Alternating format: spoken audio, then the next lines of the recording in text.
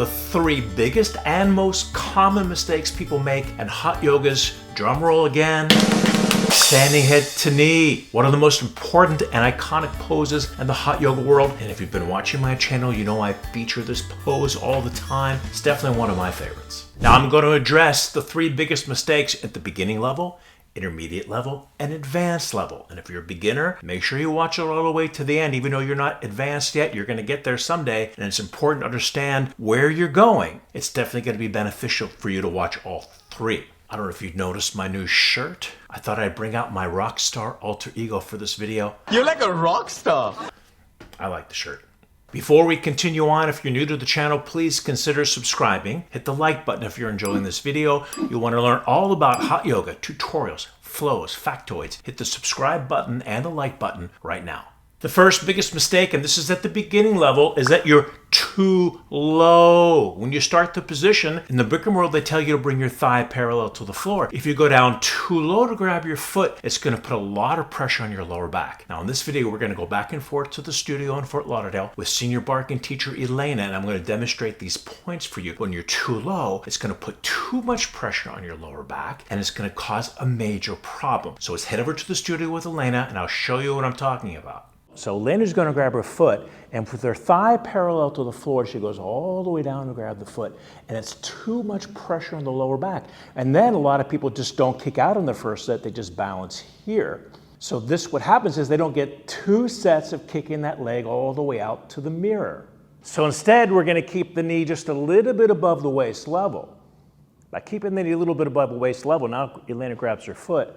Now her lower back is completely protected because the sacrum is nice and wide.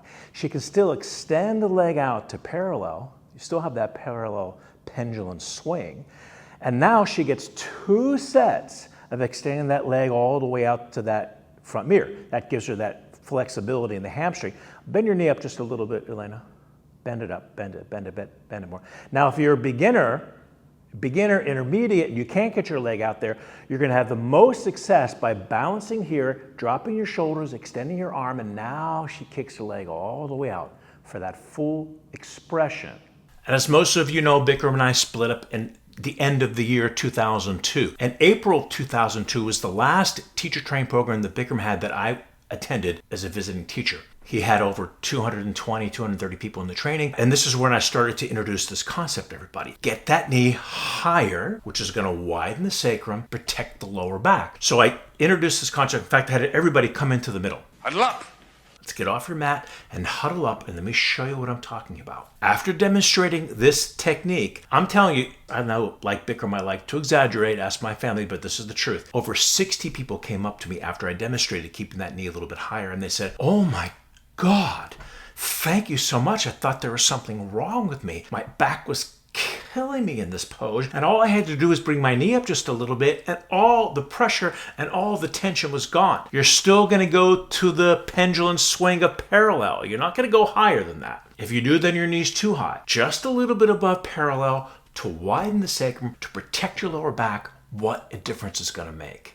Bringing us to mistake number 2, and that's at the intermediate level, and it can also apply to the beginning and advanced. But when you can start getting rid of this, it's going to be a big difference and a game changer. What's the mistake? Your grip is too tight. In the Bikram world, they tell you to interlace all 10 fingers. If you interlaced all 10 fingers, what happens is your wrists begin to protrude. You see how my wrists protruding? When your wrists protrude, number 1, you're actually going to limit your range of motion. So here I am with my wrists protruded, and here I am now with my wrists straight, protruding straight. Bikram tells you to do that in the bow pose on the floor. You don't want this action because it creates too much tension. And the reason why they tell you to do it is because it creates a nice, strong vice grip. I used to call it the G.I. Joe Kung Fu grip. I ain't gonna have no money to buy my son the G.I. Joe with the Kung Fu grip. But if you're too tight on your wrists, you're going to create way too much tension. So when it's time for you to drop your elbows down, because that's going to be the next level, at the advanced level, you're not going to be able to do it because you've been spending so much time creating this tension. We want the wrists straight,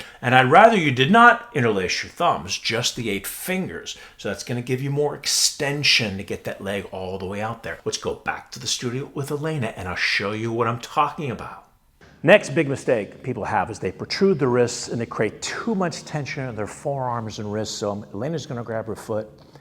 with the protruded wrist, she's going to interlace all 10 fingers, which I don't really like. Now she kicks the leg out and she's got all this tension in her wrists and her forearms. What we want to do instead is relax the wrists, keep the wrists straight, everything's soft. Now when she drops her elbows down, her wrists down, those forearms are soft and loose. Now she has the range of motion to drop those elbows down below the calf muscle.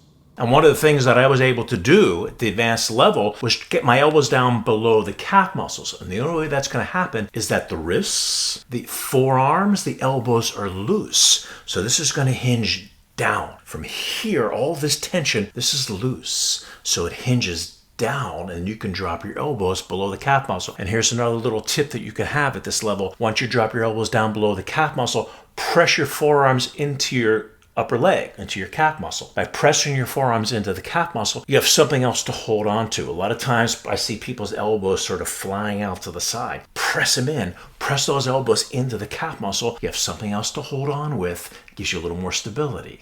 And that brings us to mistake number 3, and this is more at the advanced level, or maybe I should say why you can't get to the advanced level, because you're putting in this move. In fact, at the last part of the position, I don't know if you knew that they had Bikram yoga competitions. In fact, I did a YouTube video on this subject a few years back. Check it out after you watch this video. But in the competitions, they actually have you extend your leg out and then bring your chest forward and then curl in and touch your forehead to the knee.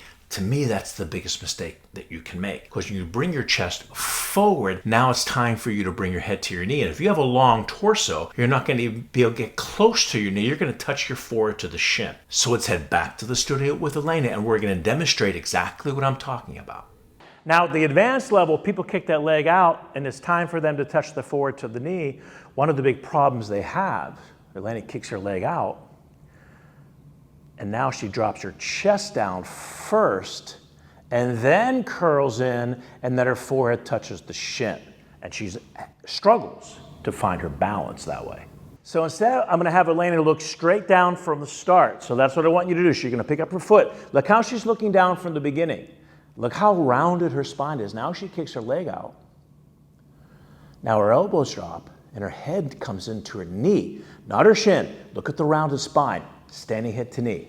People that are ultra advanced, they can bring your chest down and then curl their head into their knee, not a problem. But for the most part, when your center of gravity goes too far over to your shin, you're going to struggle to get to that final stage of getting your forehead to the knee. Now here's a few points I'm going to add in as an extra point for the advanced people. It's great. Now I'm excited. Once you're able to get your forehead to the knee, and I've said this before, your primary thought now is to keep the upper quad muscle engaged. Because what happens is the tendency is you start dropping your elbows down and touching your head to the knee, the upper leg starts to bend a little bit. If the upper leg starts to bend a little bit, you're out of the position. So to ensure that the leg doesn't bend, if you keep the upper quadricep muscle engaged, now your leg will stay straight and you can stay in the position. And here's the last tip for you. Once you're able to get to this position and you're keeping your quadricep muscle engaged, everything else is semi-relaxed. There's the isolation. The last tip is to relax the breath. Because what happens is the tendency is that people hold on to their breath because they're holding on to this pose with all their might. Therefore, you're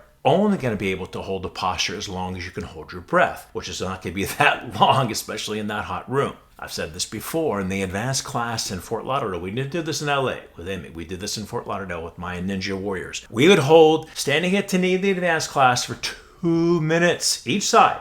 For 2 minutes. How do we do that? First of all, we got thunder thighs because we got really strong doing it. We did it by relaxing the breath. So that's the other point. Once you can get to your head to the knee and you can get to that full advanced level, relax the breath and you can stay there a lot longer. So let's sum it up. At the beginning level, you're too low. Get your body up a little higher. Get that knee a little bit above waist level and protect your lower back. Mistake number 2, you're too tight on your wrist. You're holding on too tight. You got the G.I. Joe Kung Fu grip and you're stuck there. And when you're stuck there, you're going to have less range of motion. The arms and wrists have to be loose. Then you can drop them down. And mistake number 3 at the advanced level, don't come forward with your upper body before you touch your head to the knee. You can look down from the beginning. This is a concave spine.